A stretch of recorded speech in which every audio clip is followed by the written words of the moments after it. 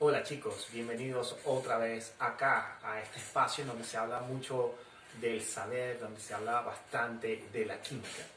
Vamos a continuar con lo que vendría siendo las variables de estado, con lo que vendrían siendo las leyes termodinámicas, es decir, conversar un poco acerca de la termodinámica. La segunda ley de la termodinámica habla en términos de entropía. Entonces la pregunta será, ¿qué es entropía? Bueno, vamos a ponerlo de una manera muy simple. La entropía mide el caos, mide el desorden, mide la aleatoriedad de los procesos. Mientras más aleatorios son, más entrópicos son. Pero fíjate tú, la segunda ley habla de una manera muy específica respecto a la entropía. Dice que todos los sistemas se mueven hacia un máximo de desorden, porque mientras más desordenados son más estables desde el punto de vista energético. Y te lo pongo de esta manera, que es más fácil mantener tu cuarto ordenado o desordenado. Y seguramente la respuesta, eso no significa que te guste el desorden, pero la respuesta común para todos es que se haga más fácil mantenerlo desordenado, no ordenado, porque para mantenerlo ordenado eso requiere energía, requiere que alguien ordene. Entonces, los procesos, desde el punto de vista de las reacciones dentro de la arquitectura del universo, mientras más desordenados son más estables, porque requieren menos energía. Ahora bien, la entropía en sí misma, como variable de estado, porque también es variable de estado, recuerden que variable de estado es aquella que solamente depende del estado final e inicial de un proceso, puede tener dos valores, puede ser mayor que cero o puede ser menor que cero.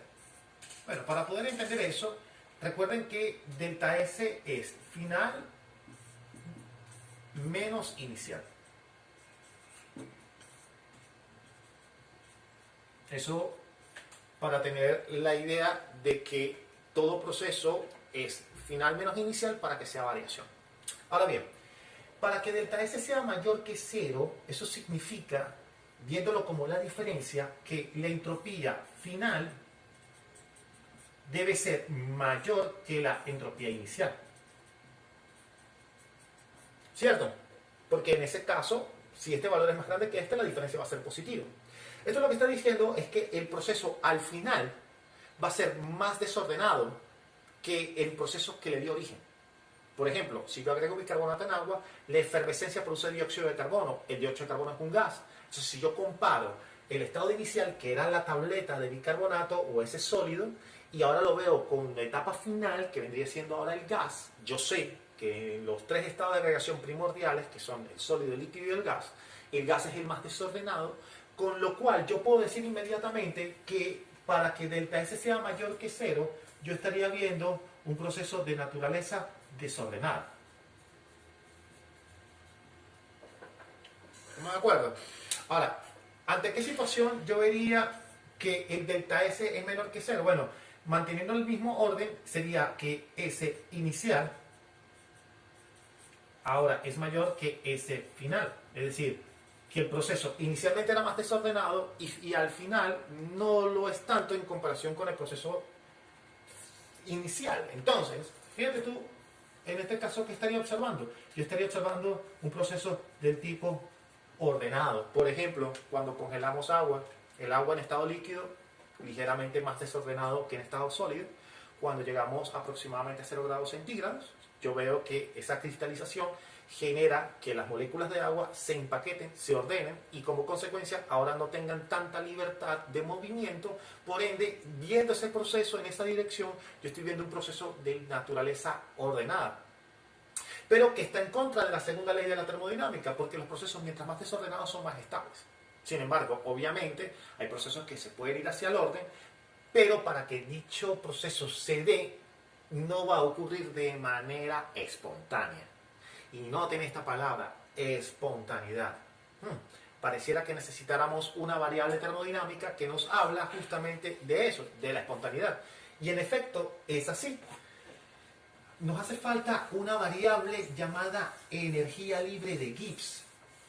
Y la energía libre de Gibbs en sí misma es una variable que se denota con la letra G por Gibbs. Y esta variable mide la espontaneidad.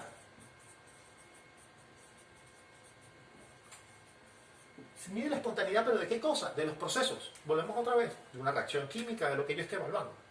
Entonces, para que un proceso sea espontáneo o no, tenemos que evaluar su energía libre de Gibbs o la variación de la energía libre de Gibbs de ese proceso.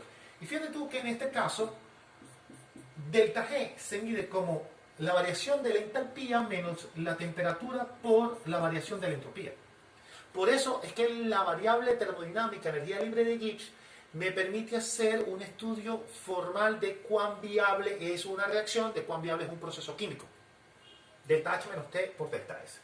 Es decir, que delta G puede ser mayor que 0, puede ser menor que 0 y puede ser igual a 0. En el caso de cuando es delta G mayor que 0, este proceso no es espontáneo. ¿Y por qué? Bueno, vamos a verlo de la misma ecuación. Para que este valor sea positivo, delta H debe ser más grande, un valor absoluto en términos numéricos más grande que el producto de T por delta S.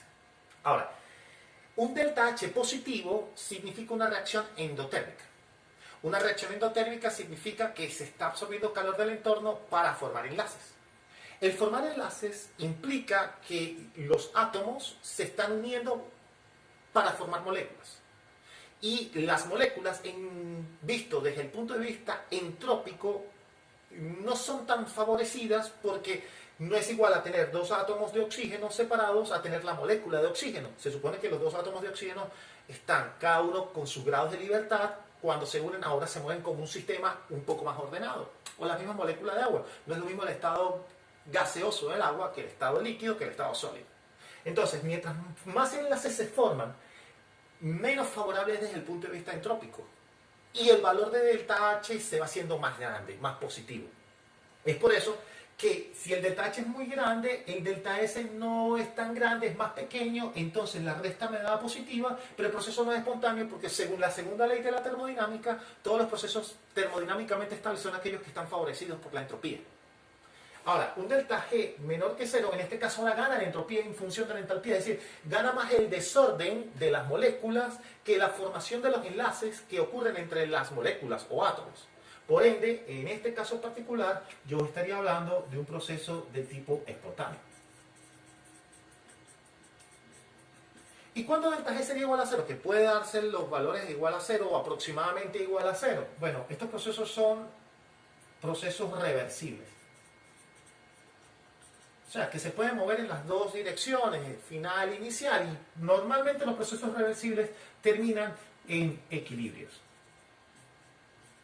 Una parte de la química bien interesante que seguramente se podrá abordar en otra oportunidad. Por el momento, la variable energía libre de Gibbs me permite saber cuán espontáneos son los procesos. Entonces, delta H, calor, delta S, entropía, desorden, delta G, espontaneidad o no. Para cerrar esta parte que es bien interesante, nos queda la tercera ley. Y la tercera ley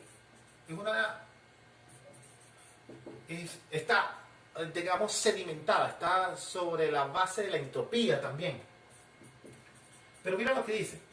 Dice que si la temperatura de cualquier sistema tiende al cero absoluto, el cero absoluto, es decir, a una temperatura de menos 273 grados centígrados o lo que es igual a decir 0 Kelvin. Entonces, la entropía es igual a 0. Esto es teórico, nosotros no hemos llegado a esta temperatura, es bien difícil porque esta es la temperatura más baja del universo, pero se cree que a esa temperatura los sistemas no poseen desorden, es decir, no existe movimiento traslacional, rotacional, vibracional de las moléculas, están en un estado fijo, inclusive violaría los estados cuánticos, porque bueno, se supone que hay un principio llamado principio de incertidumbre, el cual dice que no se puede saber con total exactitud y simultáneamente la posición de un electrón y su velocidad, o la energía y su momento, etcétera, etcétera. Pero eso sería tema de debate en otra oportunidad. Por el momento, la ley termodinámica es muy clara y dice, mira, a esa temperatura la entropía es 0. Claramente hemos visto que la tendencia es que a medida que se disminuye la temperatura, los sistemas se van ordenando, con lo cual no estaría descabellado decir esto.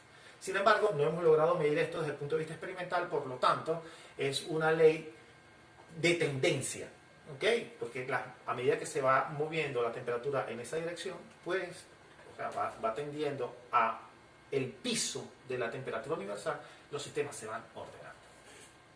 Bueno chicos, hemos abordado, fíjense ustedes lo que hemos hecho hasta ahora, hemos abordado leyes termodinámicas que, si bien es cierto, cuando uno lee un libro de físico-química o termodinámica pueden llegar a ser bien escabrosas, por supuesto, esto da para mucho más. Acá tenemos las bases fundamentales y con esto nosotros vamos a poder entender cosas como por ejemplo rompimientos heterolíticos, homolíticos, mecanismos de reacción, por qué los procesos se mueven en una dirección, por qué las reacciones inclusive pueden darse desde el punto de vista reversible o no. Cuando hablamos de delta G igual a cero son procesos que tienden a la reversibilidad, es decir, pilar fundamental de lo que pasa la termodinámica. Dejemos el miedo, empecemos a trabajar y a ver, a medida que vamos comprendiendo lo intrincado del cosmos, van apareciendo teorías un poco más complicadas, pero si las abordamos de la manera más sencilla y más ecuánime, no hay dificultad de comprensión. Solo queda la práctica y el entrenar muchísimo y el abordar estas leyes sin temor. Espero estén bien, me despido. Nos vemos en una próxima oportunidad. Hasta luego.